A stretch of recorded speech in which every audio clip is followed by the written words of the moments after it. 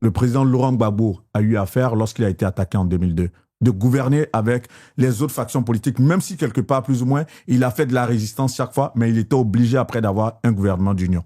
Oui, mais vous savez que moi, je ne considère pas le RDR comme un parti qui est au pouvoir depuis 2011. C'est ça. Moi, je considère le RDR comme un parti qui est au pouvoir depuis 2003. Salut à toutes et à tous, soyez la bienvenue sur la chaîne. Dans une sortie qui ne manquera pas de relancer le débat politique en Côte d'Ivoire, Assalé Tiemoko Antoine prend position pour défendre le bilan de Laurent Gbagbo au cours de ses 10 années de pouvoir. Dans cette intervention, l'intervenant met en avant les réalisations et acquis politiques tout en confrontant les critiques qui ont marqué le mandat de l'ancien président. Cette déclaration, qui invite à féliciter Gbagbo, relance la discussion sur l'héritage politique, les équilibres institutionnels et l'impact du leadership de Gbagbo sur la politique ivoirienne actuelle. À travers son analyse, Assalé Tiemoko offre un éclairage direct sur les enjeux démocratiques et historiques qui continuent de structurer la scène politique du pays. Le président Laurent Gbagbo a eu à faire lorsqu'il a été attaqué en 2002, de gouverner avec les autres factions politiques, même si quelque part, plus ou moins, il a fait de la résistance chaque fois, mais il était obligé après d'avoir un gouvernement d'union. Oui, mais vous savez que moi, je ne considère pas le RDR comme un parti qui est au pouvoir depuis 2011. C'est ça. Moi, je considère le RDR comme un parti qui est au pouvoir depuis 2003. Dans le contexte qui a été le nôtre, après la grave crise qui a commencé en 2002, la République s'est effondrée. C'est ça. En réalité, le régime FPI, c'est 2 ans. Après ça, la République s'est effondrée. Toutes les valeurs républicaines se sont effondrées.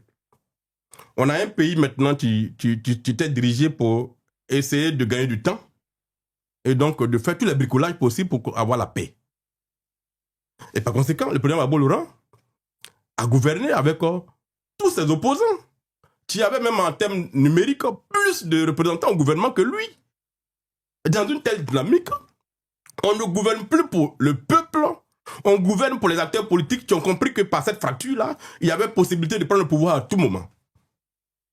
Donc, dans un tel schéma, on ne peut pas reprocher au régime en place de n'avoir pas fait ceci ou cela, puisque on était dans une sorte de coup d'État permanent. La rébellion n'a pas été montée pour que Gbagbo reste au pouvoir. Quels que soient les accords qu'on devait faire, ça devait aboutir par la chute de Gbagbo Laurent. Donc, dans une telle dynamique mortifère, les ministres, la société elle-même se replie sur elle-même, tout le monde devient méfiant les uns les autres. Donc, on a déconstruit le sentiment d'appartenance. Et quand c'est comme ça, on ne pouvait aboutir qu'au résultat Gbagbo Laurent connu. Il n'a pas gouverné, il a géré les émotions, il a géré le surplace, il a géré la conservation au jour le jour du pouvoir. Mais est-ce que le président Laurent Gbagbo lui-même avait conscience que tout était mis en place pour l'éjecter? Est-ce qu'il avait conscience de ça? Je pense qu'il avait conscience et qu'il a trouvé les moyens de gagner du temps. En réalité, on peut lui reprocher de n'avoir pas été vigilant.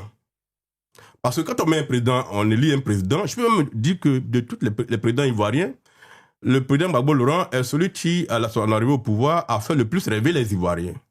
Par son parcours, par son combat, par les acquis politiques qu'il a obtenus avant d'arriver au pouvoir. Et donc, quand ils arrivent au pouvoir, c'est d'ailleurs pour ça qu'il est très important que les acteurs politiques apprennent à gouverner. D'accord? Et que le radicalisme en matière politique n'est pas toujours payant. Il faut à un moment donné qu'il y a des ouvertures, il faut profiter. Gérer des collectivités, gérer des régions, ainsi de suite. Ça permet d'avoir une certaine compétence, puisqu'on gère au quotidien des êtres humains, et puis après on peut le déployer au niveau national. Ils n'ont pas eu ce parcours-là. Ils ont été dans l'opposition pratiquement radicale, on ne veut pas gouverner le PDCI, ainsi de suite. Et quand le pouvoir arrive dans le contexte dans lequel il est arrivé en Côte d'Ivoire, à la suite d'un coup d'État, et donc il y a une rupture violente de la succession, le président Gbagbo arrive dans un contexte où, le jour de son élection, il y a 300 morts. Donc, le pouvoir est pris déjà dans le sang. La porte est ouverte donc à la fragilité de la société. Et donc, quand il arrive au pouvoir, dans un contexte où des coups d'État, tentatives de coups d'État étaient répétitifs, ce qu'il avait à faire, c'est de se donner les moyens d'avoir des alliés, de construire une sécurité assez forte et de mettre à la place qu'il faut des gens qui sont là pour faire le travail pour les Ivoiriens. Ça a été leur péché. Ils ont négligé l'aspect sécurité. Ils n'ont pas pris très au sérieux les informations qui étaient données par ceux qui les aimaient. Et puis bon, ce qui devait arriver est arrivé. Mais une fois que c'est arrivé, le génie politique est sorti pour gagner du temps. Et donc, il a organisé les séminaires, les rencontres à travers l'Afrique. Ça a permis de gagner du temps et de maintenir l'État debout. Et je pense que son plus grand succès, c'est d'avoir pu quand même, dans cette situation-là, maintenir l'État debout. Parce que d'autres pays qui ont connu ce genre de crise, moins graves, se sont effondrés. Et donc, là-dessus, on peut mettre à son crédit d'avoir maintenu l'État debout, malgré tout ça, pendant 10 ans.